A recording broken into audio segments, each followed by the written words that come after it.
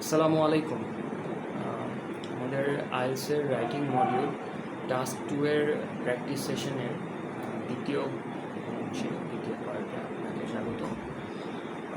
গত ক্লাসে আমরা দেখছিলাম যে রাইটিং মডিউলের একটা কোশ্চেন, এসে কোশ্চেন, যেখানে বলতেছে যে some people say history is one of the most important school subjects, other people think that in today's world subjects like science and technology are more important than history. Both of these views, discuss both of these views and give your own opinion. তো এরকম একটা প্রশ্ন, এটার উপরে এসে লিখতে হবে। তো আমরা প্রথম দুইটা প্যারাগ্রাফ দেখছিলাম যে কীভাবে লিখতে হয়।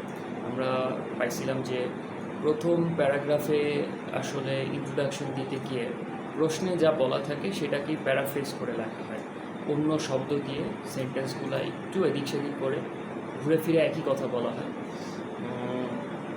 তারপরে দ্বিতীয় যে প্যারাগ্রাফটা, মানে এসের মূল বডি যেটা শুরু হয়ে গেছে যেখান থেকে, সেখানে এই দ্বিতীয় প্যারাগ্রাফে আমরা পাইলাম যে এখানে তো আসলে বিষয় দুইটা, হিস্ট্রি আর সায়েন্স, এই দুইটা জিনিস নিয়ে কথা হচ্ছে। প্রথমে আমরা পাইলাম হিস্ট্রির পক্ষে কথা, যে হিস্ট্রি পড়া কেন দরকার, এই বিষয় নিয়ে আমরা একটু আর্গিউ করলাম যে হিস্ট্রি পড়লে আসলে আমাদের অনেক কিছু কনটেক্সট সম্পর্কে জানা যায়, একটা কিছু কেন হচ্ছে, এটার পিছনের ঘটনা কী, ঘটনার পিছনের ঘটনা কী, হিস্ট্রি পড়লে আসলে কী উপকার, আমরা হিস্ট্রি পড়লে কী সুবিধা পাবো আর কী অসুবিধা থেকে বেঁচে থাকতে পারবো, সেই ধরনের কিছু জিনিস আমরা এখানে উল্লেখ করছি। আচ্ছা, ভালো কথা। তো এই ছিল দ্বিতীয় প্যারাগ্রাফ। এখন তৃতীয় প্যারাগ্রাফে এসে যেটা হবে সেটা হচ্ছে, এতক্ষণ তো আমরা ইতিহাসের পক্ষে কথা বললাম যে ইতিহাস পড়া কেন গুরুত্বপূর্ণ। এখন আমরা অন্য দিকটা আমরা অন্য দিকটার পক্ষে যুক্তি দিই, যে আরেকটা যেটা সাবজেক্ট আছে, এই যে সায়েন্স অ্যান্ড টেকনোলজি, এইটা কেন পড়তে হবে, এইটা পড়লে কী লাভ। আসুন শুরু করা যাক। দেখি আমরা যে এখানে এর অথর কী লিখছে। On the other hand, the increasing emphasis on science and technology is undeniably relevant to today's rapidly evolving world. On the other hand মানে হচ্ছে অন্যদিকে। The increasing emphasis, increasing মানে স্যার, increasing মানে হচ্ছে ক্রমবর্ধমান, যা বাড়ন্ত, দিনে দিনে বেড়ে চলেছে। তাহলে ইনক্রিজিং মানে আমরা পাইলাম, এমফেসিস মানে হচ্ছে গুরুত্ব। তাহলে ইনক্রিজিং এমফেসিস মানে হচ্ছে এমন কিছু যার গুরুত্ব দিন দিন বেড়ে চলেছে। আচ্ছা, the increasing emphasis on science and technology is undeniably relevant to today's rapidly evolving world. Sir, undeniable মানে হচ্ছে অনস্বীকার্য, যা অস্বীকার করা যায় না। আনডিনাইবলি রেলেভেন্ট মানে প্রাসঙ্গিক, two today's rapidly evolving world. Rapidly মানে আমরা জানি দ্রুততার সাথে, টুডেজ মানে আজকে, আর ইভলভিং মানে হচ্ছে পরিবর্তনশীল, পরিবর্তন হচ্ছে এমন কিছু। তাহলে পুরো সেন্টেন্সটার অর্থ দাঁড়াচ্ছে যে অন দি আদার হ্যান্ড, অন্যদিকে, the increasing emphasis on science and technology, science এবং টেকনোলজি যেভাবে গুরুত্ব বেড়ে চলেছে, the increasing emphasis on science and technology is undeniably relevant to today's rapidly evolving world. যে এটার গুরুত্ব যেভাবে বেড়ে চলছে, তাতে এটা যে আজকের দুনিয়াতে প্রাসঙ্গিক, এটা যে আজকের দুনিয়াতে স্টাডি করা দরকারি, এটা অনস্বীকার্য, এটা আনডিনায়েবল। আচ্ছা, with advances in artificial intelligence, biotechnology and renewable energy, science and technology are crucial for solving modern problems like climate change, healthcare and resource scarcity. খেয়াল করে দেখেন, এই এসেতে আমরা যতগুলো সেন্টেন্স পাইছি সবগুলোর লেংথ কিন্তু একরকম না। যেমন এখানে একটা ছোট সেন্টেন্স বের করি,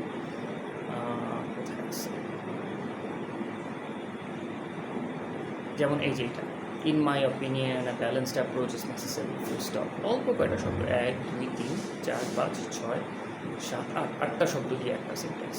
আবার এখানে দেখেন, এই সেন্টেন্স শুরু হয়েছে চলতেছে, আমার মনে হয় 15-16টা শব্দ হয়ে গেছে।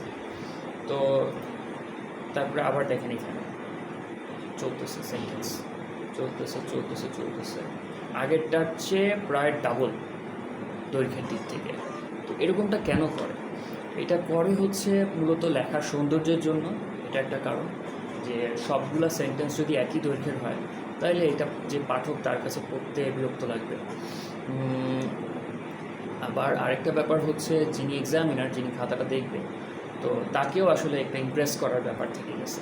তাকে দেখাইতে হয় যে হ্যাঁ আমি বড় সেন্টেন্স লিখতে পারি, এটা শো অফ করার ব্যাপার থেকে গেছে। আচ্ছা, তো এই জিনিসটা কিন্তু খেয়াল করবেন যে আমাদের লেখার ভিতরেও কিন্তু একসময় এই কোয়ালিটিটা নিয়ে আসতে হবে যদি আমরা আইএলসে ভালো স্কোর করতে চাই। আবার আইএলস না দিলেও আপনার নিজের স্বার্থেও আপনার লেখার হাত আরও ভালো করার জন্য আপনি এই স্ট্র্যাটেজিটা ব্যবহার করতে পারেন। আচ্ছা, কোথায় ছিলাম আমরা? ওয়ার বলতেছে যে with advances in artificial intelligence, biotechnology and renewable energy. যে আর্টিফিশিয়াল ইন্টেলিজেন্স কি আমরা জানি, ওই যে চ্যাট জিপিটি, তারপরে ডালি, মিডজার্নি, এগুলো জেনারেটিভ এআই, যেগুলোতে কিছু একটা প্রম্পট দিলে সে একটা টেক্সট বা একটা ছবি আমাদেরকে বের করে দেয়, এগুলো এক ধরনের আর্টিফিশিয়াল ইন্টেলিজেন্স। বায়োটেকনোলজি হচ্ছে ধরেন আপনার আমরা জানি যে জেনেটিক্যালি মডিফাইড বিভিন্ন ওই শস্য যেগুলো হয়তো সহজে অসুখ হয় না বা এই কীটপতঙ্গ আক্রমণ করতে পারে না, এরকম। তারপরে হচ্ছে রিনিউয়েবল এনার্জি, তো জানি যে আপনার উইন্ড পাওয়ার, সোলার পাওয়ার, এগুলা। তো বলতেছে যে with advances in artificial intelligence, biotechnology and renewable energy, science and technology are crucial for solving modern problems.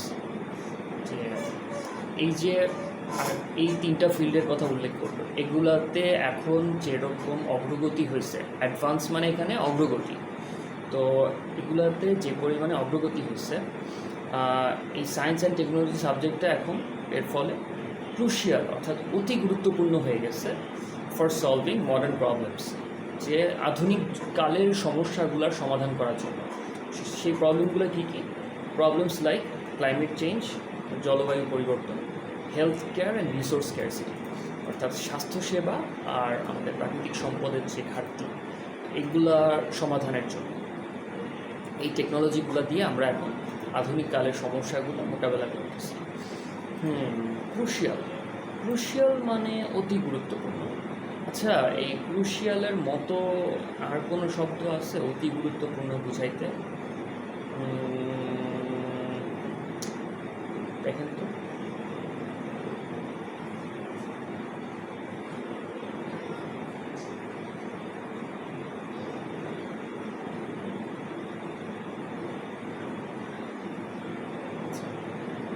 এই মুহূর্তে মনে আসতেছে না, আগে ছিল কিনা। চলো কন্টিনিউ করি। Science and technology are crucial for solving modern problems like climate change, health care, resource scarcity. যে যেটা যেমনটা বললাম যে সায়েন্স অ্যান্ড টেকনোলজি এখন এই আধুনিক সমস্যাগুলোর সমাধান করার জন্য অতি গুরুত্বপূর্ণ একটা সাবজেক্ট হয়ে দেখা যাচ্ছে। আচ্ছা, পরের sentence, subjects in this fields provide students with practical skills and knowledge to thrive in a highly competitive global job market. আচ্ছা, সাবজেক্টস ইন দিস ফিল্ডস, এই ফিল্ডে, এই ক্ষেত্রের যে সাবজেক্টগুলো, এই ক্যাটাগরির যে সাবজেক্টগুলো, provide students with practical skills, যে এগুলো হচ্ছে স্টুডেন্টদেরকে কিছু ব্যবহারিক দক্ষতা এনে দেয়, skills and knowledge, to thrive in a highly competitive global job market, যে যাতে করে তারা এই যে হাইলি কম্পিটিটিভ, অত্যন্ত প্রতিযোগিতাপূর্ণ, highly competitive global job market, এই যে বৈশ্বিক যে চাকরির বাজার, এখানে যাতে তারা প্রতিযোগিতা করে টিকে থাকতে পারে, সেই জন্যে কিছু দরকারি স্কিল তাদেরকে হচ্ছে দেয়। খেয়াল করে দেখেন, এই যে গ্লোবাল কথাটা, গ্লোবাল শব্দটা না দিলেও কিন্তু চলতো, বলে দিতে পারতো যে in a highly competitive job market. তো গ্লোবাল কথাটা এখানে বলার দ্বারা একটা বাড়তি ডিটেল যুক্ত করা হয়েছে, যে শুধু জব মার্কেট না, বৈশ্বিক জব মার্কেট, যেখানে পৃথিবীর সব জায়গার চাকরি নেওয়া যায়, আবার সব চাকরির জন্য পৃথিবীর সব জায়গা থেকে মানুষ আবেদন করে। আচ্ছা, পরের সেন্টেন্সে কী বলছে? মোর ওভার, এছাড়াও Science and technology are the drivers of innovation, ensuring that societies can progress and adapt to future changes. আচ্ছা, বলতেছে এছাড়াও science and technology are the drivers of innovation, অর্থাৎ নতুন যা কিছু উদ্ভাবন হয় তো সায়েন্স অ্যান্ড টেকনোলজি হচ্ছে এর চালিকা শক্তি। ড্রাইভার বলতে এখানে আমরা বাংলায় বলতে পারি চালিকা শক্তি। তো উদ্ভাবনের চালিকা শক্তি, ensuring that societies can progress, অর্থাৎ এটা নিশ্চিত করে যে একটা সমাজ সামনের দিকে আগাতে থাকবে, and adapt two future challenges, এবং ভবিষ্যতে যে সমস্ত বিপদ আপদ আসে, যে সমস্ত সমস্যা সামনে আসে সেগুলার মোকাবেলায় খাপ খাইয়ে নিতে পারবে নিজেকে। অ্যাডাপ্ট মানে খাপ খাইয়ে নেওয়া, যে কোনো কিছু পরিস্থিতির সাথে মানিয়ে নেওয়া। আচ্ছা, এই ছিল আপনার টেকনোলজির পক্ষে কথা। এটা ছিল হিস্ট্রির পক্ষে কথা, এটা ছিল টেকনোলজির পক্ষে কথা। দুইটা পাশ থেকেই হচ্ছে জিনিসটা আলোচনা করছে। আচ্ছা, এখন কনক্লুশনে দেখেন কি বলছে। ইন মাই অপিনিয়ন, আমার মতে, আ ব্যালেন্সড অ্যাপ্রোচ ইজ নেসেসারি, যে একটা ভারসাম্যপূর্ণ অ্যাপ্রোচ পদক্ষেপ দরকার।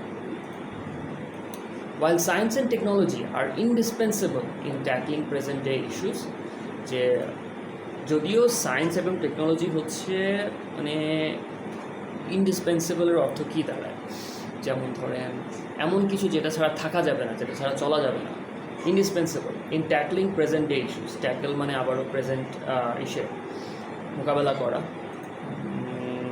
তো in tackling present day issues, present day মানে আজকের দিনে, বর্তমান দিনে। In tackling present day issues, history remains vital for fostering a well rounded informed citizenry. আচ্ছা স্যার, আমরা আগে প্যারাগ্রাফে ক্রুশিয়াল শব্দটা পাইছিলাম, খেয়াল করে দেখেন এখানে কিন্তু লিখছে ভাইটাল। এখন ক্রুশিয়াল কথাটা কেন আবার বললো না, তার কারণ হচ্ছে একই শব্দ বারবার ব্যবহার করলে এটা লেখক হিসাবে আসলে আপনার দুর্বলতাকে প্রকাশ করে। এটা থেকে মনে হয় যে আপনি খুব বেশি শব্দ জানেন না, এই কারণে হচ্ছে আপনার এক শব্দ বারবার ব্যবহার করা লাগতেছে। তো এই কারণে লেখক একটু শব্দগুলো চেঞ্জ করে দিছে, অর্থ সেম রেখে। তাহলে while science and technology are indispensable in tackling present day issues, history remains vital for fostering a well-rounded, informed citizenry. যে হিস্ট্রি রিমেইন্স মানে থেকে যাওয়া, তো হিস্ট্রি এখনও অতি গুরুত্বপূর্ণ থেকে গেছে for fostering a well rounded informed citizenry. আচ্ছা স্যার, ওয়েল রাউন্ডেডের সবচেয়ে ভালো উদাহরণ দিতে গেলে বলতে হয় যে ওই ক্রিকেটের ফিল্ডে আপনার ধরেন কিছু প্লেয়ারকে বলে অলরাউন্ডার মানে কি? অলরাউন্ডার মানে যে সব কিছুই পারে, ব্যাটিং পারে, বোলিং পারে, ফিল্ডিং পারে, সব কিছু পারে। সো ওয়েল রাউন্ডেড কথাটার অর্থ হচ্ছে এমন কেউ বা এমন কিছু যার সব দিকেই দক্ষতা আছে, সব দিকেই তার গুণাগুণ আছে। আচ্ছা, তাহলে ফস্টারিং মানে লালন পালন করা। তো history remains vital for fostering a well rounded informed citizenry. Informed মানে হচ্ছে যে যার কাছে তথ্য থাকে, যে জানে, জ্ঞানী ওর কথা। তাহলে পুরো সেন্টেন্সের অর্থ দাঁড়ায় যে হিস্ট্রি এখনও গুরুত্বপূর্ণ, একটা ওয়েল রাউন্ডেড অর্থাৎ সব দিক থেকে ভারসাম্যপূর্ণ এবং মানে আশেপাশের তথ্য রাখে এরকম জনগণ, এরকম জনতাকে লালন পালন করার জন্য, এরকম জনতাকে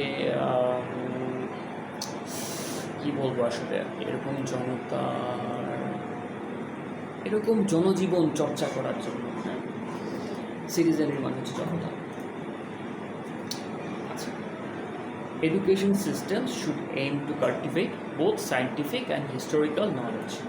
যে শিক্ষা ব্যবস্থা, এডুকেশন সিস্টেমস খেয়াল করে দেখেন, education systems should aim to cultivate. তো তখন বলছিল ফস্টারিং, এখন বলতেছে কাল্টিভেট, অর্থ কিন্তু same. Education system should aim to cultivate both scientific and historical knowledge. শিক্ষা ব্যবস্থাগুলোর উচিত যে বিজ্ঞান এবং ইতিহাস দুইটারই চর্চা করা, দুই ধরনের জ্ঞানেরই চর্চা করা। ensuring students are prepared not only for technological advancements but also for the socio-political complexities of the world. আচ্ছা, ensuring students are prepared not only for technological advancements, অর্থাৎ মানে ওই যে আগের যে কথাটা বললো যে সায়েন্টিফিক এবং হিস্টোরিক্যাল নলেজ দুইটারই চর্চা করতে হবে। তো এর মাধ্যমে এইটা নিশ্চিত হবে যে স্টুডেন্টরা হচ্ছে এই যে প্রযুক্তিগত যে সমস্ত পরিবর্তন আসতেছে শুধু এটার জন্যই যে প্রস্তুত তা না, একই সাথে তারা পৃথিবীর এই যে সোশিও পলিটিক্যাল কমপ্লেক্সিটিগুলো আছে, অর্থাৎ সামাজিক এবং রাজনৈতিক যে জটিলতাগুলো আছে, জটিল যে ইস্যুগুলো আছে যেগুলো আসলে এক সেন্টেন্সে ব্যাখ্যা করে বলে দেওয়া যায় না, এই ধরনের পরিস্থিতিগুলো যাতে তারা বুঝতে শিখে, এটাও যাতে করে এনশিওর হয়। তো এই কারণে সায়েন্স এবং হিস্ট্রি দুইটারই হচ্ছে শিক্ষা দরকার শিক্ষার্থীদের। এটা ছিল কনক্লুশন। তো খেয়াল করে দেখেন কনক্লুশনটা কি।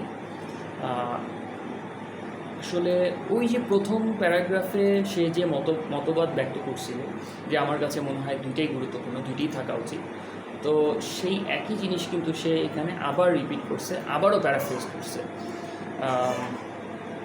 এবং যুক্তি দিচ্ছে, লজিক দিচ্ছে যে history remains vital for fostering well rounded informed citizenry. History এই জন্য লাগে। আচ্ছা, আর আরেকটা ব্যাপার হচ্ছে এখানে তাহলে ফরম্যাটটা আবার আমরা দেখি যে টাস্ক 2 এর একটা রচনাতে আসলে কী কী থাকতে হয়। খেয়াল করে দেখেন, একটা হচ্ছে ইন্ট্রোডাকশন, একটা হচ্ছে এটাকে বডি 1 বলে, আসলে আমরা ক্লাসে হচ্ছে বডি 1 বলি এটাকে, এটাকে বলে বডি 2, এটা হচ্ছে কনক্লুশন। অর্থাৎ প্রথমে ইন্ট্রোডাকশনে আপনি কোশ্চেনে যা বলছে সেটাকে প্যারাফ্রেজ করবেন, আপনার অপিনিয়ন আপনি বলবেন যে আপনি কোন জিনিসটার পক্ষ নিচ্ছেন। তারপরে বডি 1-এ আপনি একটা দিক আলোচনা করবেন বিষয়টার, আর বডি 2-তে আপনি অন্য দিকটা নিয়ে আসবেন, কাউন্টার আর্গুমেন্ট নিয়ে আসবেন।